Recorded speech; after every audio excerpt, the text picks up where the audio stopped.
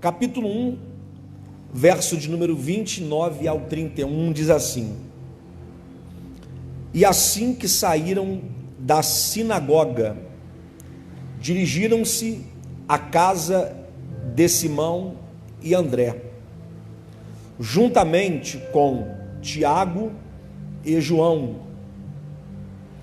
A sogra de Simão estava deitada com muita febre, e logo falaram com Jesus a respeito dela.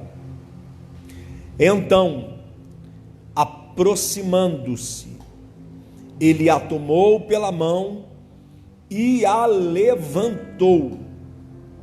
A febre imediatamente a deixou, e ela se pôs a servi-los.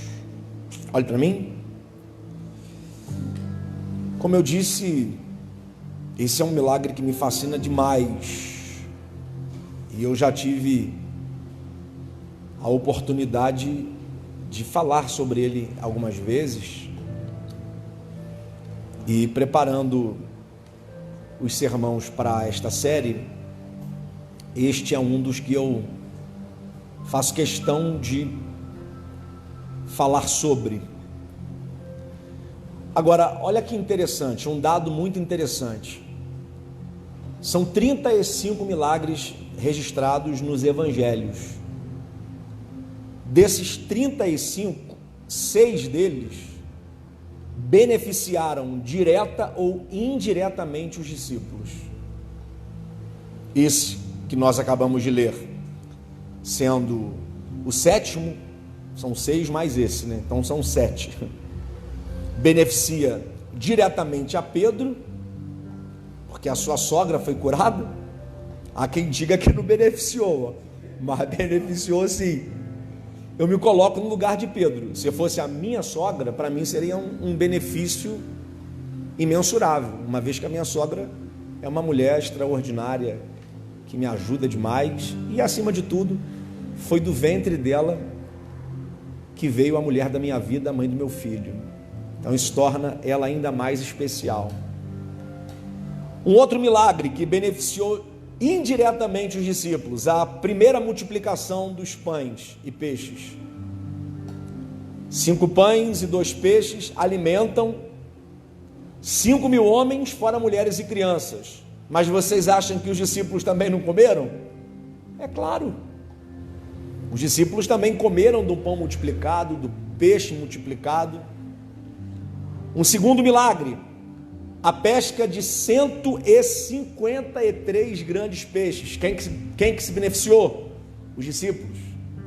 O outro milagre, a pesca maravilhosa.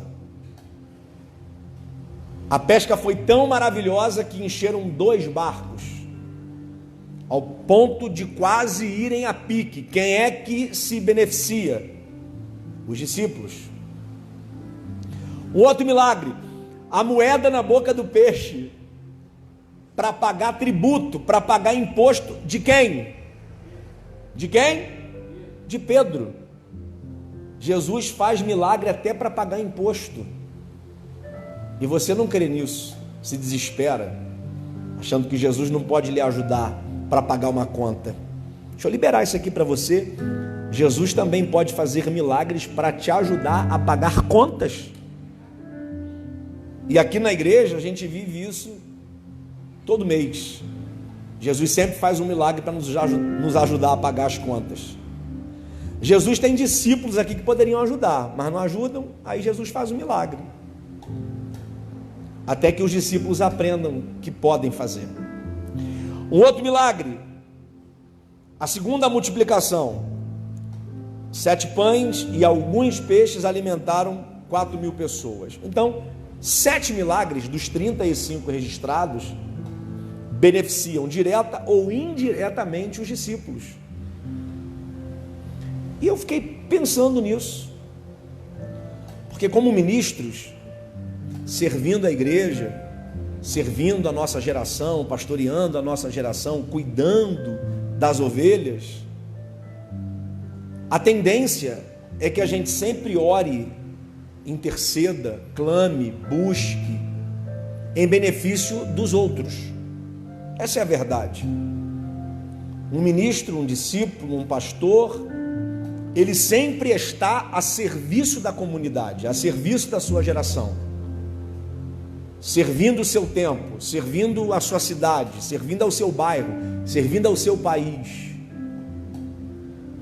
Mas esse mesmo ministro também pode ser beneficiado pelos milagres de Jesus. E eu parei para pensar nisso em relação à minha própria vida. Eu tenho vivido milagres na minha casa. Eu tenho vivido milagres na minha família. Eu tenho experimentado do favor, da bondade, da graça de Deus na minha vida.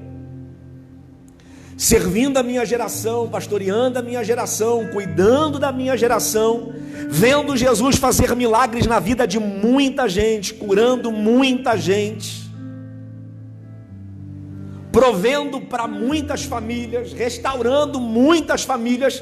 Eu também tenho o privilégio de experimentar dos milagres de Jesus. E eu quero com isso liberar uma palavra sobre a sua vida, sobre vocês que estão aqui, sobre vocês que estão em casa. Hoje vocês podem estar como mero espectadores ou ministros de milagres, vendo o que Jesus está fazendo na vida dos outros, na família dos outros, na casa dos outros. Mas receba esta palavra: os milagres de Jesus também alcançarão a sua vida, a sua família, a sua casa. E se você crê nesta palavra, levante a sua mão e libere um glória a Deus, adore a Ele. Eita!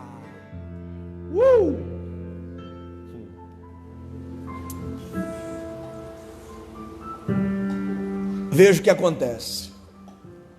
O texto informa assim: eles estão na sinagoga, e provavelmente esse milagre remonta os primeiros anos do ministério de Jesus. Ele esteja muito próximo dos primeiros milagres que Jesus realiza, inclusive o de Caná da Galileia, porque o que se evidencia aqui são apenas 4 discípulos: Pedro e André, Tiago e João. Essa é a informação. Quem é que sai da sinagoga e vai para a casa de Pedro, que ainda é chamado de Simão?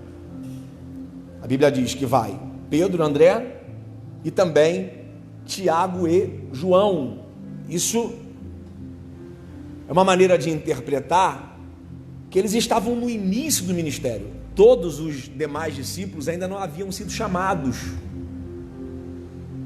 Provavelmente também são eles que estavam de testemunha no milagre de Caná da Galileia. Foram eles que viram aqueles poucos discípulos que Jesus tinha lá no milagre da transformação da água em vinho.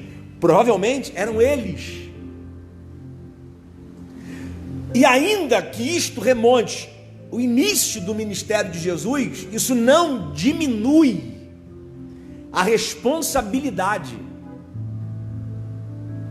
Eles tinham já uma atividade ministerial intensa e frenética, diária, todos os dias, ensinando, orando, curando os enfermos. Já era uma atividade intensa, mesmo com poucos discípulos. O fato de ter poucos não diminui a intensidade do ministério. Eram 4, mas a intensidade do ministério já tinha volume. Porque a atividade ministerial não tem a ver com números, e sim com intensidade. Porque tem gente que pensa que para fazer muito precisa de muitos. Não. Intensidade ministerial não tem a ver com o número. Não é a mão de obra que vai definir a intensidade com que eu sirvo. Guarde isto: o que determina a intensidade com que eu sirvo é a missão que eu realizo. O que tornava a atividade ministerial de Jesus e dos discípulos intensa era o tamanho da missão. E uma coisa é inegável: a missão que eles realizavam era gigantesca, extraordinária, poderosa, nobre e eterna. Tanto é que essa missão foi nos deixada como legado, e nós continuamos fazendo a mesma missão que Jesus realizou e que os primeiros discípulos realizaram. E o que vai determinar a intensidade com que a gente realiza não são o número das pessoas que nos cercam para nos ajudar, mas é a convicção da nobreza e da grandeza da missão que a gente realiza. Deixa eu falar uma coisa para vocês: se você tem sido pouco intenso na missão que Jesus te entregou para realizar, isso é um problema de concepção. É que você ainda não entendeu a grandeza da missão que Jesus te entregou.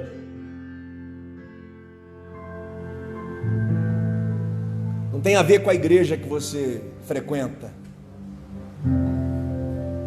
não tem a ver com a vocação que você recebeu,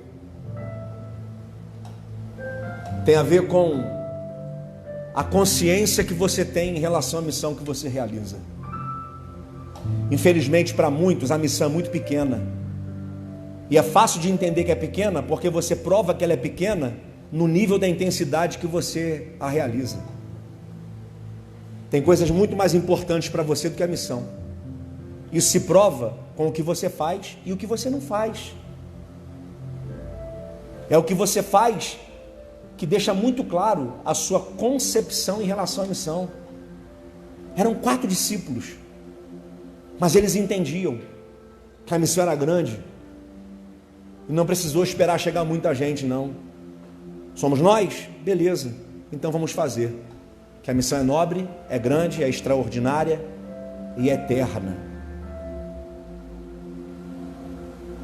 Acho que é um tempo de você refletir se você já entendeu o tamanho da missão.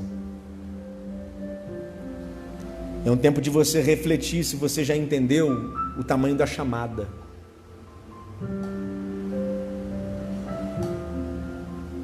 E o meu ponto de vista é bíblico.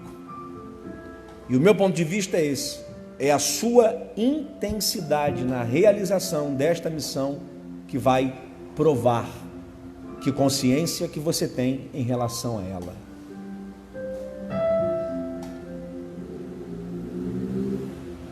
Aquilo que você mais valoriza, ou melhor, naquilo que você é mais intenso, é justamente aquilo que você mais valoriza. Vou repetir isso aqui. Naquilo que você é mais intenso, é justamente aquilo que você mais valoriza. Se você é intenso com a sua família, é sinal que você valoriza bem a sua família. Se você é intenso com o seu trabalho, é sinal que você valoriza o seu trabalho. Se você é intenso com a faculdade, com a escola, é sinal que você valoriza a faculdade e a sua escola. Agora tem gente que é muito intenso no pecado. Péssimo sinal de que você tem valorizado e muito o pecado. Pare para pensar quanto tempo você gasta, porque intensidade tem a ver com o quanto eu me dedico. Aonde você tem investido a maior parte do seu tempo durante o dia? É na missão? É na obra de Jesus? É na chamada? É no ministério? Se a resposta é sim, parabéns, sinal que você colocou o reino de Deus em primeiro lugar. Onde você tem investido o seu tempo? Onde você tem investido a sua vida? Porque é justamente aí onde você tem investido que se revela o que tem valor para você. Eles saem da sinagoga.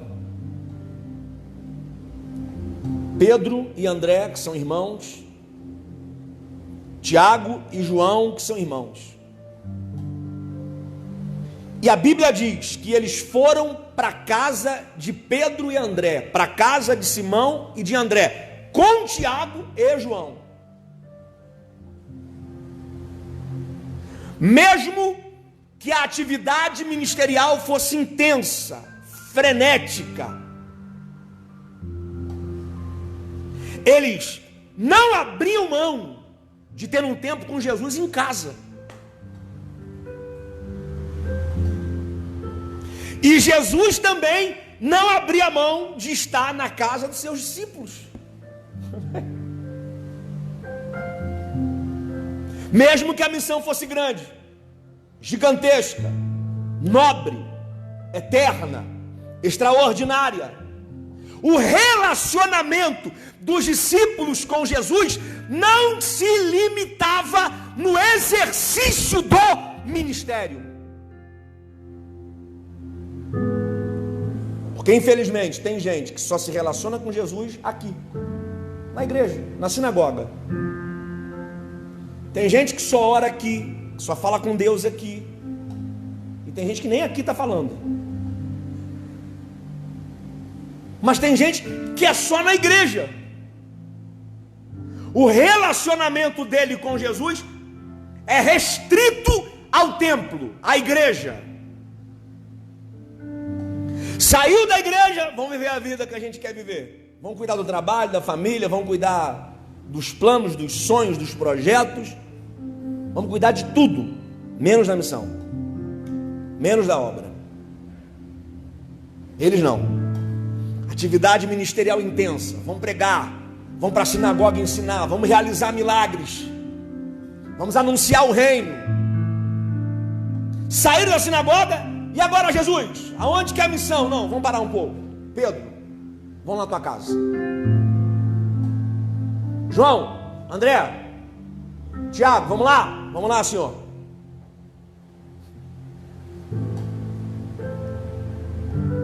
A minha oração é que vocês tenham uma vida cristã à altura desses discípulos. Uma vida com Jesus que se estende além da porta ou das portas do templo. Que vocês, ao saírem por essas portas, ou ao saírem dessa live, tenham consciência de que o relacionamento com Jesus continua. Jesus não é um prédio. Jesus não é a igreja. Jesus é uma pessoa, a segunda pessoa da Trindade. Jesus é Deus. Jesus fala, Jesus ouve. E o pleno desejo dele é que haja relacionamento com os seus discípulos. Não só aqui, enquanto o pastor prega, enquanto o ministério de louvor canta, enquanto um irmão conduz a igreja em oração. Não! Na verdade, o que acontece aqui deveria ser o ápice, o apogeu, deveria ser resultado do relacionamento que a gente vem nutrindo com Jesus durante a semana. Pare e pense o que seria os nossos cultos se o nosso relacionamento com Jesus durante a semana fosse intenso. Vocês iam cantar e tocar, ia ser diferente. E só não é diferente porque vocês só deixam para ter relacionamento com Jesus aqui.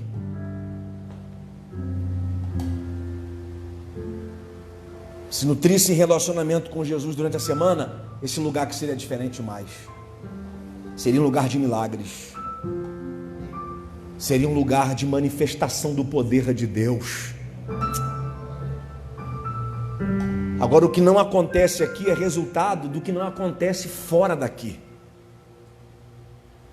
E o que acontece aqui também é resultado do que acontece fora daqui.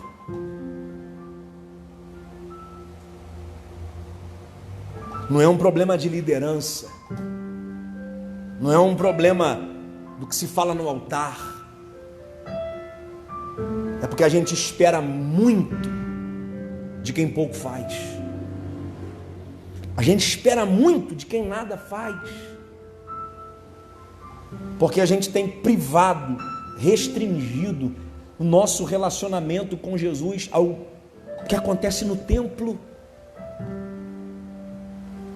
E a maior incoerência, a maior hipocrisia é alguém vir para o culto e falar assim: poxa, eu não senti nada. Você não sentiu não é porque o culto não foi bom. Você não sentiu nada porque isso é resultado do que você não tem feito durante a semana com Jesus. Porque se seu relacionamento com Jesus durante a semana fosse bom, podia estar pregando o pior dos pregadores nesse altar, porque a sua conexão, a sua vibe, a sua comunhão com Deus seria outra.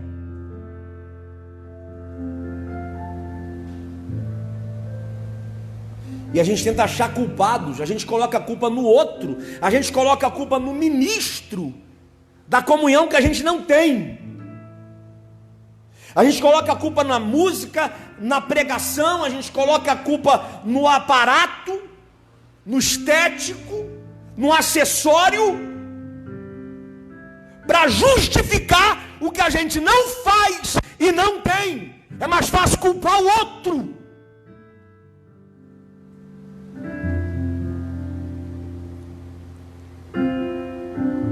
Esses discípulos realizaram uma missão poderosa, deixaram um legado poderoso, escreveram seus nomes na história, mas porque muito mais do que uma atividade ministerial frenética e intensa, era uma vida de comunhão e de relacionamento com Jesus. Você precisa ter vida de relacionamento com Jesus. Você precisa ter vida de comunhão com Jesus. Você precisa amar mais a Jesus do que a obra de Jesus. Tem gente que só ama a obra e não ama o dono da obra. Tem gente que ama os benefícios da obra e não amam o dono da obra. Tem gente que ama as vantagens que a obra lhe proporciona. Porque é inegável, servir a Jesus era uma honra. E ainda o é. Aqui na cidade, por exemplo, pastores transitam livremente. Apresenta a carteirinha de pastor, passa nas barreiras sanitárias. Colocado em um escalão de quem tem livre acesso. Eles desfrutavam sim dos privilégios, da honra que servir a Jesus lhes proporcionava. Mas eles amavam muito mais a Jesus do que a obra. Amavam muito mais a Jesus do que os privilégios da obra. E nós vivemos em uma geração onde as pessoas só querem o que Jesus faz, o que Jesus proporciona. Vivemos em uma geração onde as pessoas buscam aquilo que Jesus pode realizar. E poucas pessoas conhecem verdadeiramente quem é Jesus. Quem é esse? Eles nutriam uma vida de relacionamento diária, saudável. Eu quero que seja lição para você. Que você saia desse culto nessa noite e volte para casa com essa palavra tatuada no seu coração. Nutra a partir de hoje uma vida de relacionamento com Jesus. Ame a Jesus. Converse com Ele, fale com Ele. Desfrute da presença dEle, porque é uma promessa. Ele prometeu, Mateus capítulo 28, eu estou com vocês todos os dias até a consumação dos séculos. Esta é uma verdade, uma promessa. Ele está conosco todos os dias. Desfrute disto. Quem sabe se você desfrutar disto, você vai ser curado dessa depressão, dessa crise, desse trauma, dessa ansiedade. Você vai ser curado desses vícios, desses problemas que insistem em todos os dias te assaltar. Mostre para os teus problemas quem é que está contigo todos os dias. Mostre para os seus traumas quem é o seu companheiro diário. Mostre para as suas crises quem te prometeu, oh aleluia, companhia diária.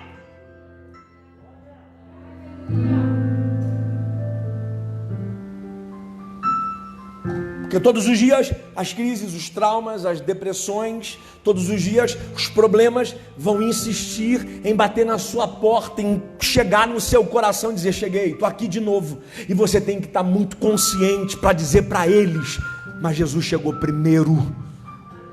E Jesus preenche todo o espaço, Ele é suficiente. Não tem espaço aqui para depressão, não tem espaço aqui para crise, não tem espaço aqui para problemas. Ele chegou primeiro e Ele supre tudo.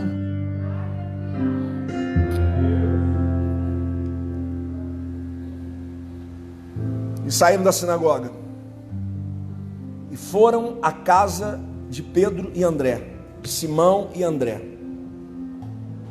junto com Tiago e João.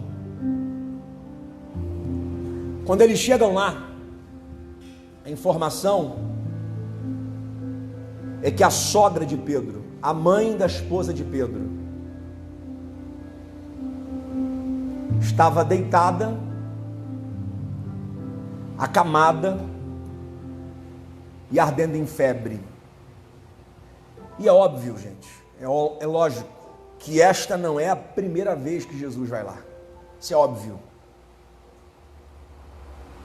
Provavelmente a casa de Pedro era um lugar de encontros frequentes.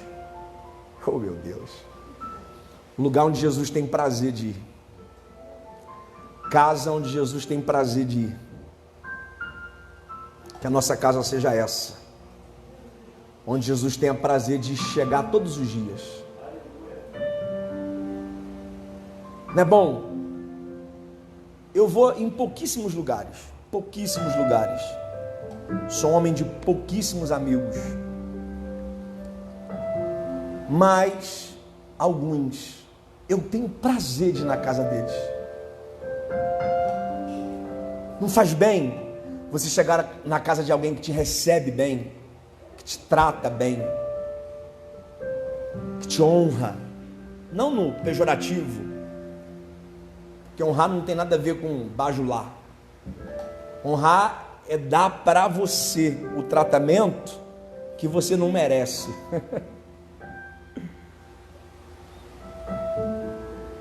Eu não tenho dúvidas que a casa de Pedro, dois lugares na Bíblia Jesus tinha prazer de estar. Um era a casa de Pedro e a outra? De Lázaro. Casa de Marta, Maria e Lázaro. É óbvio que esta não é a primeira vez que Jesus está indo lá. Ali era um lugar de bate-papo, de descanso, de recarregar as forças, de replanejar a missão. Amanhã é tal lugar. Agora, nesta casa, que é um cenário, um ambiente de comunhão, de relacionamento, de bem-estar, agora temos nessa casa o retrato da igreja moderna. O retrato da igreja do século 21. Veja se não é. De um lado, discípulos completamente envolvidos com a chamada, chegando da sinagoga, acabaram de testemunhar sinais, prodígios, milagres. De um lado, discípulos que estão nutrindo o relacionamento com Jesus, e do outro lado, uma discípula deitada, doente, fraca, limitada e ardendo em febre. Isso aqui é o retrato da igreja moderna. Porque a gente está aqui. Você está aqui. E eu já vi gente levantando a mão, já vi gente dando glória, Você está aí na sua casa, celebrando, cantando, já pulou, está celebrando com a palavra, mas enquanto tem um grupo de discípulos desfrutando desse momento de comunhão, de avivamento, de graça, de favor, tem um outro grupo de discípulos doentes, limitados, fracos, gente que até queria estar aqui e não estão, não é por opção, é porque não tem forças para levantar da cama, estão deitados, acamados, exaustos, indiferentes. E gente, é óbvio que essa mulher, a sogra de Pedro, a mãe da esposa de Pedro, também era uma discípula. É óbvio, óbvio.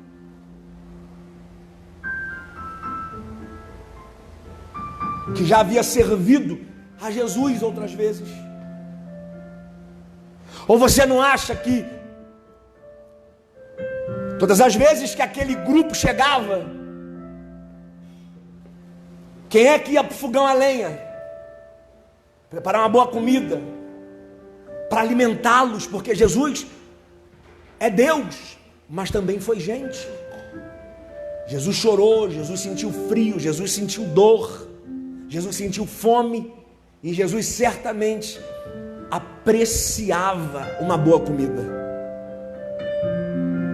Quando chegava lá, a sogra de Pedro, com a vocação que recebeu para a culinária, preparava para Jesus um bom alimento, preparava para o seu genro, preparava para os discípulos. Agora aquela que antes servia, que estava na mesa servindo, servia a mesa de Jesus, a mesa dos discípulos, essa mulher agora está deitada, está fraca, está ardendo em febre, está limitada, está exausta, foi vencida.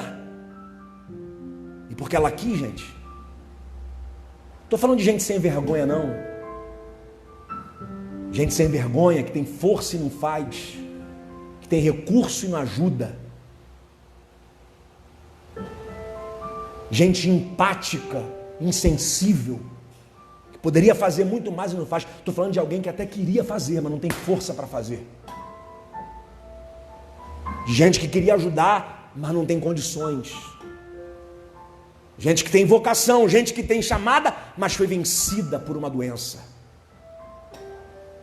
Essa é a sogra de Pedro. E esse é o retrato da nossa geração, da igreja moderna. Nós estamos aqui, e pior, triste, é saber que muitos dos que estão bem, saudáveis, frenéticos, ativos, avivados, abençoados, estão apáticos em relação aos que estão caídos. Vamos ser honestos, qual foi o dia da semana que você se preocupou com alguém que está caído? Qual foi o dia deste ano que você se preocupou com alguém que foi vencido pelo desânimo? Qual foi o dia desse ano que você se preocupou com alguém que estava bem e agora, sabe-se lá o porquê, está mal? Qual foi o dia que você ligou, que você procurou, que você orou? Pare e pense comigo, esses discípulos estão vivendo um tempo poderoso, gente. Acabaram de chegar da sinagoga. E cronologicamente, eles estão vindo de uma série de manifestações miraculosas, de uma série de milagres. E a tendência, num momento como esse, é a gente esquecer dos outros, porque a gente está sendo beneficiado. Pô, tá bom pra caramba. Os outros que se lasquem. Quem está ruim, quem está mal, que se dane. Não é assim? Eu estou mentindo? Se você está bem, e o outro, que se lasque. Só que a Bíblia dá uma informação poderosa aqui, gente. Verso 30. Quando eles chegam na casa de Pedro, o texto diz assim: e logo lhe falaram dela. Eita! Sabe o quê? Porque não havia nenhum sentimento egoísta neles. A gente está aqui, bem, desfrutando de tudo isso. Comunhão com Jesus, milagre acontecendo, poder de Deus. Eles estavam, mas foram sensíveis. Espera aí, tem alguém na casa que está doente. Tem alguém na casa que está sem força. Tem alguém na casa que está limitado. Tem alguém na casa que está vencido. Oh, glória! E eles fizeram o certo. Se Jesus está na casa, ninguém melhor que Jesus para falar de quem está doente. Jesus, o negócio está bom demais, o milagre acontecendo, mas deixa eu falar com o Senhor. Lá no quarto tem alguém que está doente, lá no quarto tem alguém que está acamada, lá no quarto tem alguém que está mal, lá no quarto tem alguém que foi vencida pela enfermidade, pela doença. Logo lhe falaram dela.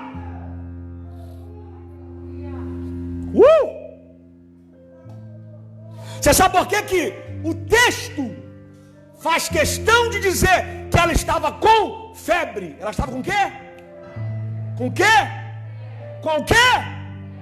Como é que você diagnostica a febre? Fala, gente. Como que você diagnostica a febre? Pela temperatura. Naquela época não tinha termômetro. Sabe como que se media a temperatura? Com a mão. Sabe por que está no texto que ela estava com febre? Porque tinha sensibilidade no toque. Não era gente que olhava de longe e orava de longe e se preocupava de longe, porque se preocupar de longe é fácil. Dizer que se preocupa de longe é mole. Agora quem falou que está com febre é gente que chegou perto, é gente que tocou, é gente que sentiu o calor, é gente que sentiu a temperatura alta, é gente que identificou que está doente porque tocou, porque sentiu, porque foi sensível.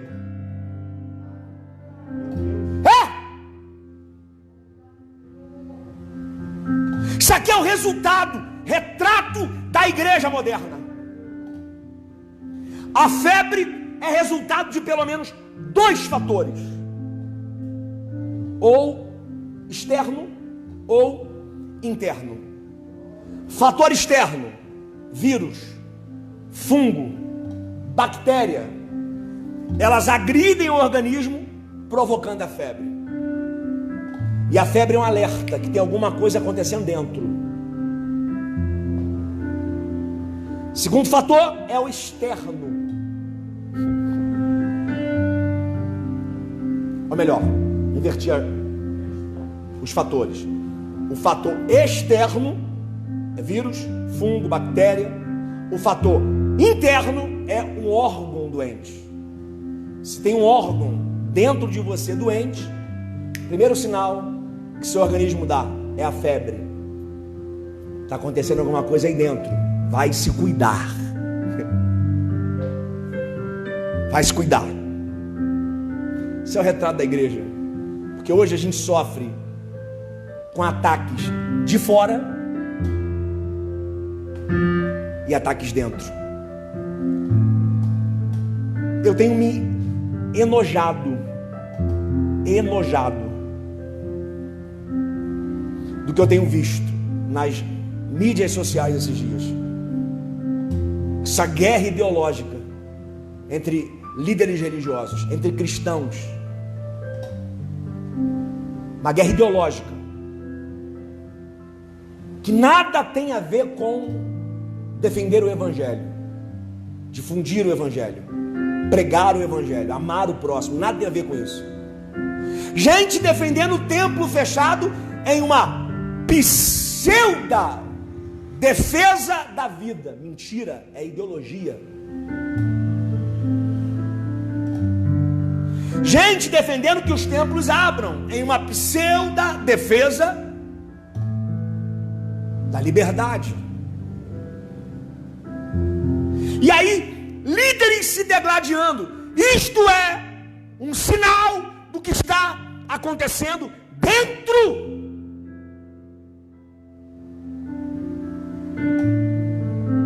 Quando os fatores são externos, beleza, a gente espera. Quando os fatores vêm de fora, ok. Mas quando começa a acontecer dentro, é um alerta do organismo dizendo: é tempo de cuidado, é tempo de tratamento. Você pode dar glória? Agora vamos às principais características da febre. Os fatores que a provocam, externos e internos. Características: fraqueza, apatia, insensibilidade. Quem está ardendo em febre fica insensível.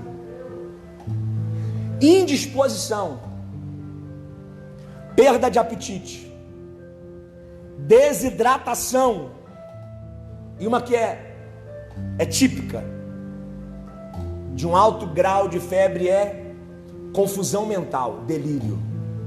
E o que é o delírio? É ver coisa onde não tem. Você julga estar vendo o que não existe. Isso aqui não te lembra nada, não? Vou repetir. Olha para esse tempo: fraqueza, insensibilidade, indisposição, perda de apetite. E aí vamos falar do pão, da palavra. Gente que não quer comer. Desidratação, gente que está perdendo o líquido, a água do corpo, água viva. Confusão mental, delírio, gente vendo coisa onde não tem, falando de coisas que não sabe, julgando causas que não tem nenhuma habilidade para julgar. Isso aqui te lembra alguma coisa? E aí você pode fazer uma pergunta: pastor, então não tem jeito para a nossa geração? Faliu? É isso? Acabou? E agora? O que a gente faz? Não, gente, a febre não é o fim. A febre é só um alerta. Diga comigo: a febre não é o fim, é só um alerta. Diga para essa pessoa cheirosa, bonita, abençoada que está perto de você: é só um alerta. É só um alerta. É só um alerta. É só aleluia. Estou encerrando. Falaram dela: está doente, está com febre, está acamada. E hoje você vai comer, querendo ou não, irmão? Você vai comer hoje. Mesmo que você esteja sem apetite, você veio aqui para comer a palavra. Você vai comer, você que está em casa também. Reclama não. Fica o dia inteiro na internet, 5 horas, rede social, não vai ouvir 40 minutos de Bíblia, pelo amor de Deus. Falaram dela. Beleza. Aí Jesus foi lá. Olha o que a Bíblia diz. E Jesus tomou-a pela mão. Gente, isso aqui é para você dar glória de um pé só. Tomou-a. Diga comigo: tomou-a. Você vai entender isso aqui. Essa palavra tomou-a é uma palavra grega. No grego é kekatontarko. Kekatontarko. Agora, o que esta palavra quer dizer? Isso é um termo que tem um sentido de governo. É o exercício da autoridade de um rei ou de um representante legal do reino. Esse termo, tomou-a, era um termo usado quando um rei tomava de volta um território que lhe foi roubado, terras que pertenciam ao seu reino,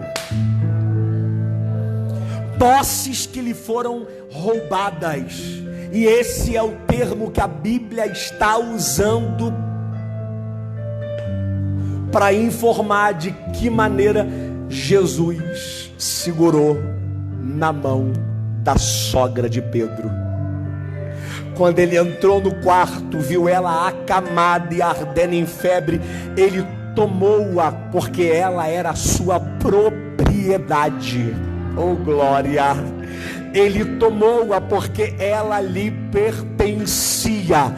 E se eu pudesse ouvir o som da autoridade de Jesus ecoando no mundo espiritual, o som seria esse: solta ela, Satanás, porque ela é minha. Solta ela, Satanás, porque ela me pertence. Solta ela, Satanás, porque ela é minha discípula. Levante a sua mão para receber esta palavra, porque Jesus não vai deixar para trás ninguém que lhe pertence. O que é dele ele toma de volta, o que é dele ele toma de...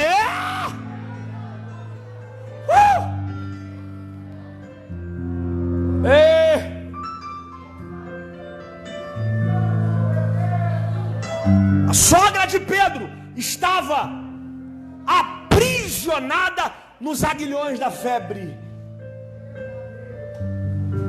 A febre acorrentou a sogra de Pedro, ao ponto dela não conseguir levantar sozinha. E deixa eu falar mais: nem a presença de Jesus na casa levantou a sogra de Pedro. Não bastou Jesus chegar na casa para ela levantar, porque tem casos que a presença dele já nos coloca de pé, mas tem casos que ele precisa agir como um rei, agir com a autoridade do governo, para arrancar das mãos do diabo o rei.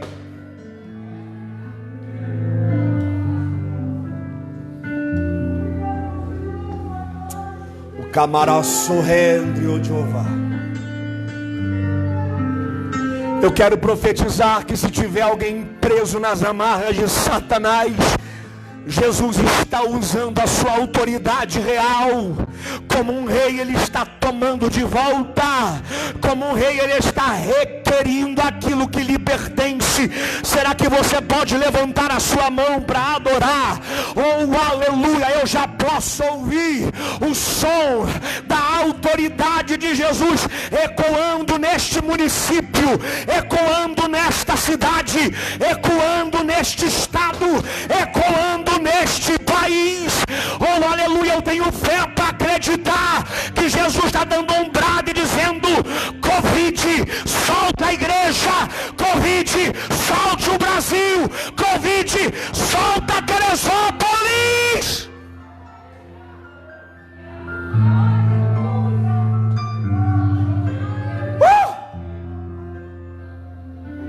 Taio rebarachandoroma.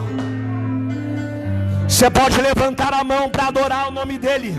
Por alguns minutos eu quero ouvir barulho de quem acredita na autoridade de Jesus. Vai, vai, vai, vai, vai.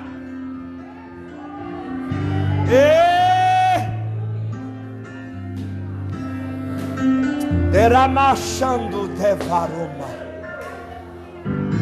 E ele tem poder e autoridade. A casa era de Simão, aleluia, mas a autoridade pertence a Jesus. Ele entra na casa de Simão para usar a sua autoridade para arrancar dos agrilhões da febre a sogra de Pedro. Eita! Oh!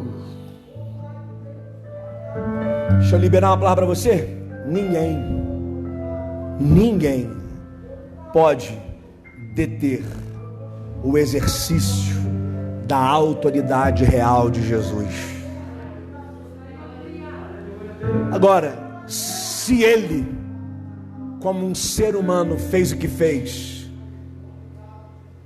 imagine o que ele não pode fazer hoje e agora, como Cristo ressurreto, assentado à destra de Deus.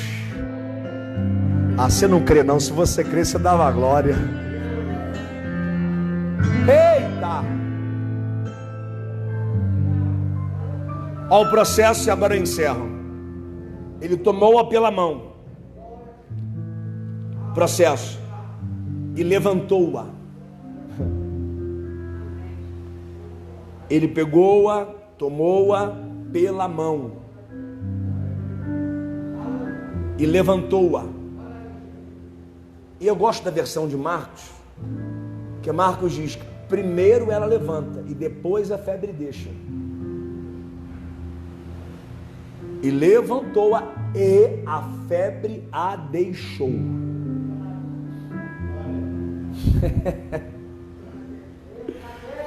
Por isso que eu sou apaixonado por Jesus, porque Jesus tem prazer em levantar quem está caído. Jesus tem prazer em levantar quem foi vencido pela dor, pelas guerras, pelas batalhas da vida. Recebe essa palavra e sinta o toque da mão de Jesus segurando na tua e te colocando de pé. Oh, aleluia! E a febre não consegue resistir. Gadelha, Jesus não fala nada. Não há nenhuma palavra de ordem da parte de Jesus para a febre. Não é assim que diz. E tomou-a pela mão, levantou e disse à febre: sai dela. Não. E tomou-a pela mão e levantou-a e a febre a deixou. Foi uma decisão da febre: eu vou deixá-la. Esperta foi a febre, malandra foi a febre. Quando viu que a mão de Jesus segurou na dela e colocou ela de pé, a febre, ó. Tem gente que está entendendo, tem gente que não está entendendo. Para quem não está entendendo, eu vou descodificar para você receber. Quando Jesus estende a mão, fica tranquilo, porque muita coisa que hoje lhe faz mal vai sair da sua vida.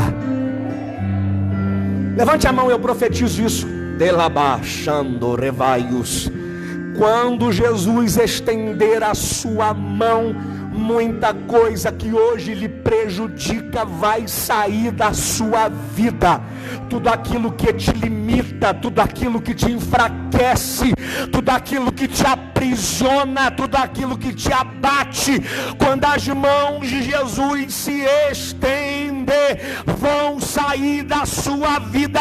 Quem pode pegar essa palavra, abrir a boca para adorar?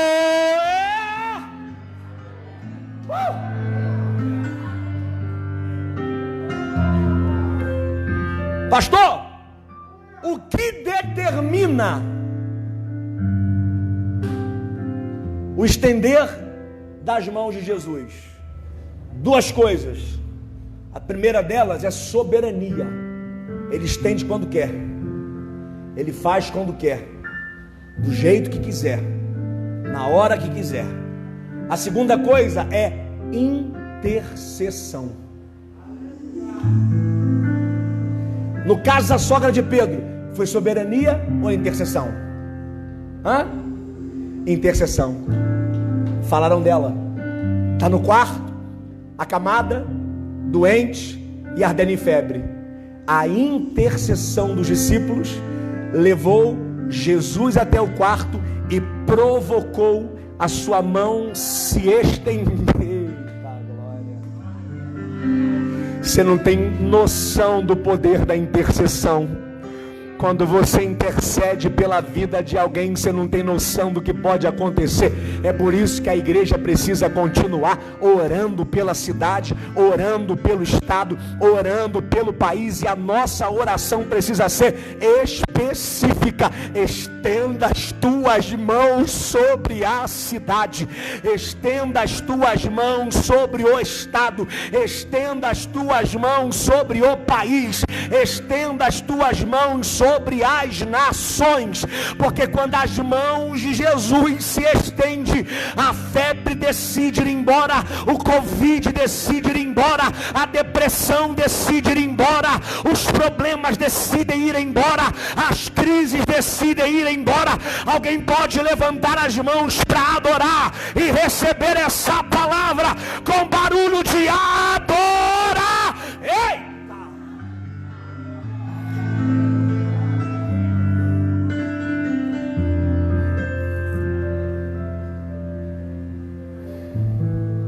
E tomou-a pela mão, e levantou-a, e a febre a deixou.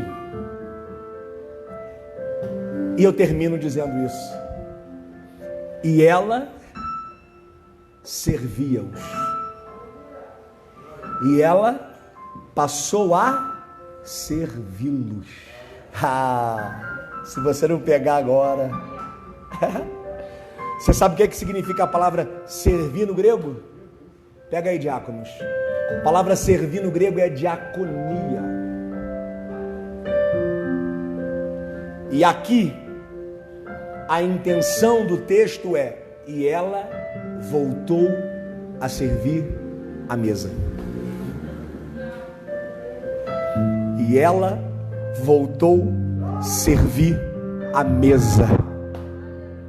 E nessa noite de Santa Ceia não tem palavra mais profética para liberar para você que caiu, para você que parou, para você que desistiu, para você que abandonou, para você que foi vencido pelas guerras e pelas lutas. Se tem uma palavra que eu quero imprimir no seu coração nessa noite, é esta: volte para a mesa.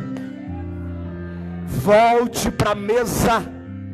Volte a participar desta mesa. Volte a se alimentar nesta mesa.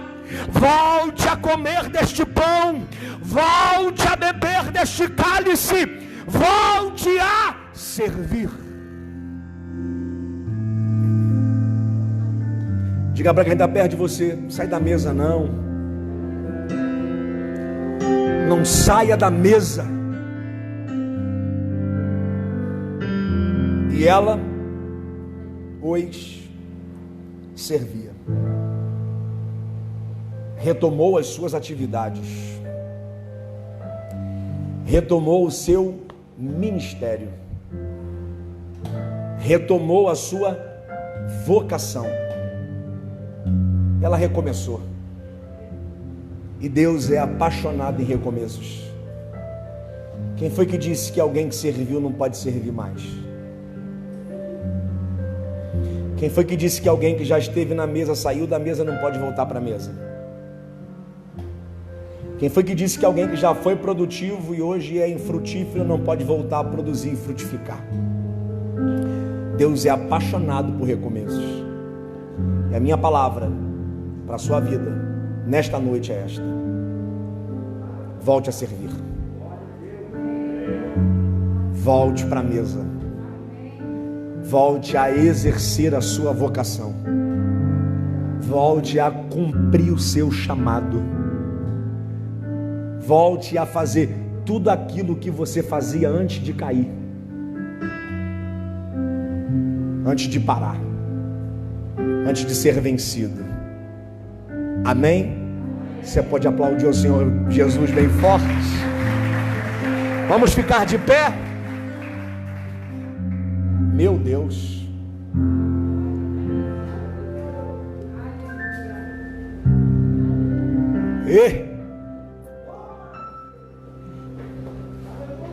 Tem coisa melhor do que participar da mesa agora?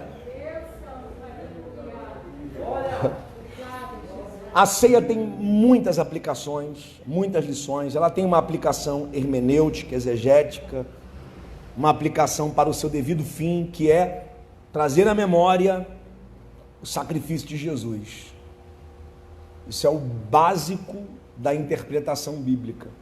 A Santa Ceia é um memorial para nos trazer a lembrança, a memória, o sacrifício de Jesus em nosso favor. Mas ela tem outras aplicações. E uma das aplicações que eu acho muito interessante falar hoje aqui, depois desse sermão, é dizer que a mesa do Senhor, ela foi estabelecida com o intuito de te fazer lembrar, todas as vezes que você participa, que você faz parte da mesa do Senhor. Você de repente não consegue compreender muito bem isso, sabe por quê? Quem está me ouvindo, diga amém. Sabe por que você não consegue entender a dimensão e a grandeza disso, quando eu digo que você é participante da mesa do Senhor? Porque você olha para essa mesa, de MDF, de madeira, pequena. Você julga a partir do que seus olhos enxergam. Eu falo, você faz parte da mesa, Senhor. Para onde você olha? Para aquela mesa ali. Aí você pensa assim, eu faço parte dessa mesa. Não. Quando a Bíblia diz que você faz parte da mesa do Senhor, a mesa do Senhor aqui é a mesa de um rei. A mesa aqui é uma mesa real, de um palácio real, onde se assentam príncipes e princesas. A Santa Ceia também tem o propósito de te fazer lembrar quem é você no reino.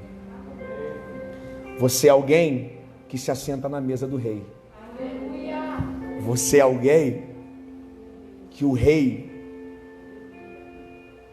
comprou uma vaga para você na mesa. E ele pagou com o próprio sangue, com a própria vida. Então para de se rebaixar, pelo amor de Deus. Não tem cadeira que você se assente nessa terra. Você pode ser o presidente da república. Você pode ser o CEO de uma multinacional. O executivo de uma grande empresa. Você pode ser o que você quiser, o título que você quiser receber. Nada se compara a sentar na mesa do Senhor. Porque todas as vezes que você come desse pão e bebe desse cálice,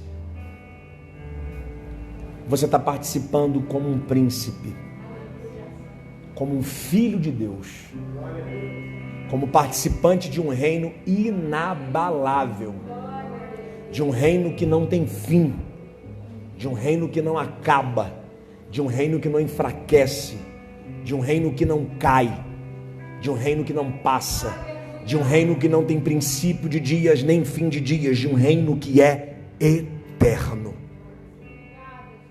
Você vai entender um dia isso.